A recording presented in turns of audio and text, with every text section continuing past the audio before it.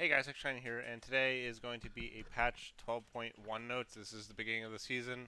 This is how the season's going to start off. So I haven't looked at this, but I have a general idea. So we're going to look right into this. I don't think it's that long. So Diana, passive AP ratio and monster damage ratio increased. AP ratio of her passive was 40% AP. Now it's 50%. Monster damage ratio was 250%. Now it's 300%. This is a very interesting change because her monster damage ratio was 300%, but she was apparently overpowered, so it got reduced back to 250. So they changed it back, but on top of that, they gave her an AP ratio. Um, what does Ryan have to say about this? Many have come to enjoy Diana Jungle since our changes earlier this year, even while she's been drastically underpowered. We're putting some power back into the role while giving her a bit of buff that she can also use in mid. So, um, it's quite interesting. Her middle win rate is actually over 50% in according to OP.gg, which is like the Korean Platinum Plus. So, does she really need a buff in mid? Not sure. Maybe it's just underplayed. I don't know. Um, it that buff also helps in jungle quite a bit. So I don't know. It's interesting. We'll see how it plays out. Maybe like items changing and stuff maybe changed her. I don't know. We'll see how that goes. The only thing that's kind of iffy is the AP ratio on the passive, but we'll see how that pans out. It's not probably the biggest change to be honest. I mean, honestly, it might be, but we'll see. I mean, based on her win rate, I actually haven't really played Dan Jungle, but based on her win rate, I guess she is underpowered. But I don't know. Mid was fine, so we'll see how that plays out. Gameplay. Uh, Q mana cost and cooldown reduced. His Q was mana cost was 60 to 40. Now it's 55 to 35. Some 5 mana less each rank. Cooldown was 5 seconds. Now it's 4.5 seconds. Um, I think the bit. I mean, honestly, this is a ginormous buff in general. Honestly, that because he gets to spam it more and it costs less mana, so they kind of work hand in hand. That's definitely gonna make him easier to play. Maybe even I don't know. It's quite a ginormous buff, honestly. Hmm. What was the reason? Gameplay's partly is not as powerful in lane as Grass was nerfed on him, so we're getting him use it more often. Interesting. Um, I don't know. I guess his win rate was garbage. I think his win rate in like lower elos was bad. So I don't know. I guess that's a reasonable buff. Whatever. That's fine. It's not like the damage went up. It's just the cooldown. However, the cooldown is damage essentially. So we'll see how that pans out. Rexella, unburrowed E base damage adjusted. Burrowed E cooldown increased late game. So Furious Bite physical damage. It was 50 to 90 plus 85% bonus AD. Now it's 55 to 75 plus 85% bonus AD. So the AD scaling is the same. Um, her early game, her first two ranks of E are the same, which is interesting. So so that's very interesting. So that's actually very interesting. So her first rank, her E actually does a bit more damage. Maybe because like I don't know, maybe I don't know. That's very interesting. This is a very interesting change. So I guess late game her she was doing too much shoe damage, but it is a buff to her early game as until level 8. Well, level 8 is actually the same. So it's a buff up until level 10, in which it gets reduced by 5 AD. And then it's 5, 10, 15 less AD. So it's quite interesting. So right now, this is I would even consider kind of a buff or a power shift more into early game. Tunnel was 26 seconds to 14. Now it's 26 to 18. Guess she was making too many tunnels or too many. Very interesting. I would. What's Riot's decision on this? Rexella is a bit too strong in skilled play, especially when she maxes E first. Oh, is that actually a thing? I actually never really thought about that. It was so clear. I remember seeing this. I don't think the win rate was good unless it caught on with a certain build, which might be why Prowler's Claw was very strong. Let's see. Skills. QE. It's very yeah. So this is actually very interesting. So, most popular build based on OP.gg is 72% win rate, pick rate, 65% win rate is maxing Q, 26% pick rate, but 67.5 win rate was maxing E first. And what else are the finer details of this? Some people do this. Like this is something on Fiddlesticks that's actually good too, is where they get 3 points into Q and then they max their E. Hmm. Which might be the thing that would make her actually very strong. That's also the most popular build. Is put 3 points into Q, max E. Similar to Fiddlesticks, where you can put 3 points into W, max your fear. That's actually very interesting. So, let's finish with what they said. We're targeting exactly that while making our normal Qmax builds relatively unchanged. As a reminder, E Fury bites damage gets doubled and converted to true damage at maximum Fury stacks. So, quite interesting. Yeah, to be honest, Rexella is such a weird champion because they changed her so much drastically, and I haven't really played her that much. I swear like her E cooldown or even like her unburrowed Q cooldown was like a lot less before. I'm not quite sure. So that's actually interesting that people were actually like abusing that type of mobility, honestly, and playing her like in a non-traditional sense. And I guess yeah, the win rate wasn't that too different, but I guess it was a bit oppressive. And I mean, this isn't based on like pro play; it's based on elite play, which is like I think like Masters Plus or something. Um, in skilled play, it's not an elite play, so skilled play. So I guess like Diamond Plus. Hmm. Was it really even that strong? I mean, the strongest part of it is really would probably be the E cooldown. Hmm. I guess you. I think it was making her gank too much too often. Honestly, that was probably the issue there, where it just runs around ganking. So yeah, if you max your Q, this is actually kind of a buff in a way. But yeah, if you max your E, it's quite a big nerf. Yeah, it's actually quite a big nerf if you max E. Might still be good though, so we'll see how that pans out. It might even just be both situational. Hmm. I don't know, this is actually a very unexpected change overall. This is a very interesting change. So pretty much Rek'Sai, if you play her normal by maxing Q, you won't really feel a difference at all. The only thing you would feel is her middle game, her mid game is going to be nerfed. Even if you max Q or E first, it's nerfed because her tunnel cooldown is longer. And her Q damage is very no, her E damage is slightly reduced. And her mid this is really targets her middle game. So middle and late game is where she kind of like I would even say falls off quite a bit. Hmm. So we'll see how that pans out. Her win rate has been very high though. Like she's really been the top jungler 3 times in a patch 6 patches according to OP.GG. So unexpected, honestly, a lot to say about just about these two simple changes. Very interesting stuff here. We'll just see how that pans out. E max or 3 points of Q3 maxing E might also still be strong as well, but we'll see. Um, Sona armor growth reduced, E cooldown increased. Base stats was 3.3 armor growth, now it's only 3, so slightly reduced. E's long celerity cooldown was 12 seconds, now it's 14 seconds, so now she's less mobile. Uh, Sona's been overperforming in skilled play and pushing the limit in other brackets ever since Archangel stuff was changed in preseason. Yep, I agree with that.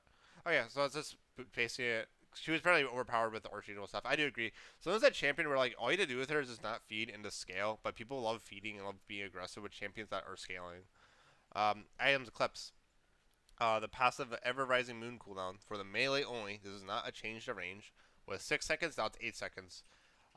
So what's the reason? Despite being weak overall, Eclipse was the strongest lethality mythic before preseason. We overdid its buffs a bit in 11.23, so we're partially reverting those. This change also applies to its Orin Masterwork item Singe, where I'm gonna attempt to say that. Um, so they probably just buffed it a little bit. I mean, this is pretty much makes it so it's still bursty. It gives you it still does the same thing. It's just in extended fights. It's not as powerful, and if anything, it maybe even encourages item haste a bit more. So we'll see how that turns out. I wonder if they should ever make an item that gives item haste, but I don't know. They never did that. Force of Nature. Uh, Absorb stack duration was 5 seconds, now it's 7 seconds, and Dissipate magic damage reduction was 20%, now it's 25%. Quite a big buff. The item is also honestly pretty good, but I think it's pretty solid now. Force of Nature's payout was a bit too hard to reach due to the stack duration. It's also been a bit weaker than its counterpart, Spirit Visage, so naturally we're adding more force to make it a heavy magic item. So I'm not exactly sure how the stacks work. I think you have to get hit with 6 abilities within those 5 seconds before. I'm not quite sure, or if it's refreshed. I'm not quite sure. They don't really go into detail. Um, Overall, though, it just seems like a good buff, regardless of if it works like that or not. So and really, it was also weak compared to Spirit Visage because of heals and shields as well. That's the thing. Like, if a fighter builds Spirit Visage, Sterix, and like you might as well just build a Spirit Visage just because of how much shielding you get as bonus. So interesting, and I don't know. This is a big buff starter, so whatever. Immortal Shield Bow. Attack damage was 55, now it's 50. Lifeline shield was 300 to 800 based on level, now it's 275 to 650 based on level. Quite a ginormous nerf. Um, Overall, I agree because it's a defensive item. Lowering the AD makes sense because if you're going defensive, you shouldn't be dealing a lot of damage. And the shield was way too high. I believe the shield starts scaling at level 9 or 11 or something like that. So yeah, it mostly hurts as the game goes on. I would say it's good though, just because this item is honestly a bit busted. It's been buffed a lot too. What's Riot to say about this? Immortal Shield Boat has made some marksmen and fighters a bit too immortal. We're bringing it down a bit so there are larger trade-offs to consider when comparing it to other marksman mythics. Its Orn Masterwork item, Bloodward, will now have 6580, and the same changes to Lifeline. Okay. So I'm guessing it was lowered by 5 as well. Um, I mean, honestly, when you like for instance, Viego is probably not gonna build this anymore. He's probably just gonna build a Divine Sunder, Blade of the Ruin King, and like a Wit's End still. So as in, like the only reason we really go with this item is because it was slightly stronger than Divine Sunder, and what call it, and it could allow you to go crit build. But the crit build is honestly not that much stronger compared to like a Blade of the Ruin King and what call it, Wit's End build. Wit's End. Build path. They changed it from Hearthbound Axe and Negatron Cloak, Long Sword, and 750 gold to Hearthbound Axe, Null Magic Mantle, plus Pickaxe, plus 675 gold. Total cost is unchanged, but they gave it 10 less magic resistance. So overall, I agree because it's a damage item. It was giving way too much tankiness for what it was doing. Also, being able to buy 50 magic resist and keep it until you get an item was ginormous. It hurt mages a lot. A lot of mages in general will get buffed because of this because yeah, that's a ginormous counter. Um, the build path is also encouraging more offensive than defensive, which is also good. So yeah, what's right to say? Wit's End has been powerful as an early defensive and offensive option for attack speed champions. However, considering its threat as a DPS item, its build path and stats counter magic a bit too much too early. Yeah, I pretty much agree. So yeah, it buffs, just like I just said, buffs magic users early on, and even when they finish it, it's not as oh my god, I can't kill this guy. Summer spells. So yeah, I'm actually curious what the writer said. So teleport cooldown. It was 420 to 210 seconds based on level. Now it's 360 seconds at all levels. Um, and now unleash teleport. Teleport can only be used on ally towers. So that teleport we just talked about can only be used on towers. You do not get the speed boost. It's just a teleport. That's all it is. It's designed just to go back to lane and like help you get to farm and have an interesting mid and late game with tactics with actually TPing on minions and wards. Once tower playing falls at 14 minutes, teleport transforms into unleashed teleport, which can target allied towers, minions, wards, and certain allied constructs. Same as the season 2021 teleport, and the cooldown is 240 seconds. So 14 minutes. 240. So yeah, yeah. This is why I also don't read the PB that much because the PB had different cooldowns. So it's interesting that the cooldown is 240 because I guess you lose a lot of strength early because of the nerf because essentially you go use like two teleports early game and then you get unleashed teleport in which it becomes 240 seconds. 240 seconds is pretty insane. It pretty much means I'll always be up for every objective. That's actually quite crazy. Although maybe it's not as big as a buff as I think because I'm a jungler, so solo lanes get a lot of experience. So like they around the probably like 14, 18 minute mark, they'd probably have a 240, 270 cooldown anyway, so it probably doesn't matter too much. If anything, it maybe even helps out people like, who are behind. So, we'll see how this plays out. My only concern is maybe this cooldown's a little bit too long. Maybe make this like 270, honestly, or just even 250. We'll see. Rank season starting on the 7th of January. Here's all the times. We're going to get a Vex icon MO, Vexed Permanent, and a Series 1 Eternals capsule. I don't care about those. Um, Decay rules for the Apex tiers, aka Master, Grandmaster, and Challenger, are changing in Season 2022. These changes are intended to correct misplacements and improve the matchmaking experience. Note that these only apply to Apex tiers. Diamond Decay rules are not changing this season. So ranked. Okay, so ranked days for yeah, no. Okay, gosh. Banked days for Apex players is 10 days. Now it's gonna be 14 days. So I guess you not play for longer. DK rate was 250 LP per day. Now it's 75 LP per day. That's actually interesting how much LP that was before. Oh my goodness. Apex DK floor was Diamond 1. Now it's Diamond 2. So if you're Diamond 2 or above, this applies to you then? I guess it does. That's interesting. Um, wait. I mean, they say decay floor, so I'm guessing that's also like I'm guessing because they say it doesn't apply to diamond, but then they say apex decay floor diamond 1, now it's diamond 2. Interesting. So I'm assuming diamond 2 also takes that into account. I mean, who knows? I mean, if you play the game, you don't have to worry about this anyway. I don't even care. So there you go. um, we're laying the groundwork for the new challenges feature, which will arrive later this year. You'll see some visual updates to your ranked identity in game lobby starting this patch.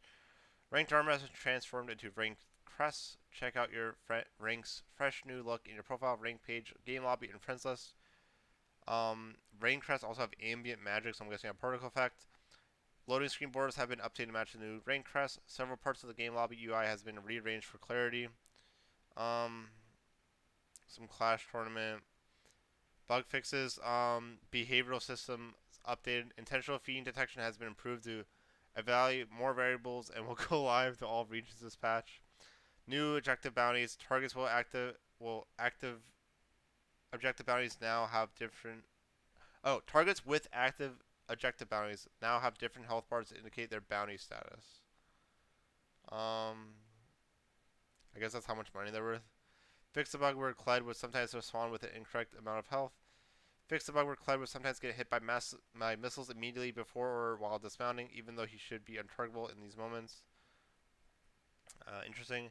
Attacking enemy marked by her W, Yordle Snaptrap, or E, 90 caliber net will no longer incorrectly grant stacks towards Caitlyn's passive headshot. That's a big Caitlyn nerf actually. Fix the bug where Caitlyn would sometimes be able to change her headshot target while casting E, 90 caliber net. Interesting. Fix the bug where if a champion got caught in Caitlyn's W, Yordle Snaptrap at the same time as her E, caliber net, Caitlyn's extended headshot range would get cancelled. Interesting. That's a buff then. XM Arc's ultimate cooldown reduction pass will now scale correctly with the ultimate hunter rune. Yeah, this was a bug where you would get refunded the cooldown of like so. Let's say my cooldown of an ultimate was 100 seconds. Okay, so I should get 20 seconds back on my kill.